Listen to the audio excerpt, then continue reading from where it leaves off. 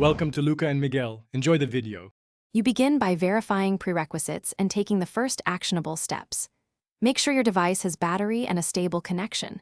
Once done, stop using the phone or camera to prevent overwrite. Sign into each cloud account where backups might exist: Google Photos, iCloud, OneDrive, Dropbox, and check their trash or recently deleted folder immediately. If you have a computer, connect the device via USB and enable file transfer. This prevents further mobile operations and gives you more recovery tools to run next. Once the surface checks are done, move into deeper recovery. You should first exhaust cloud options, restore from trash, or use account recovery within the provider's retention window. Next, if local recovery is needed, connect the device to a computer and set it to read-only mode. This reduces overwrite risk.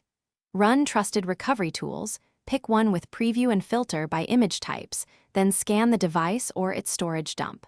When files appear, export them to a separate drive or cloud folder so you don't overwrite originals. To finish, verify each recovered image and copy them into organized folders, then create redundant backups to cloud and an external drive. Make sure file integrity is okay before deleting remnants. If software recovery yields no results, consider a professional service or full storage imaging.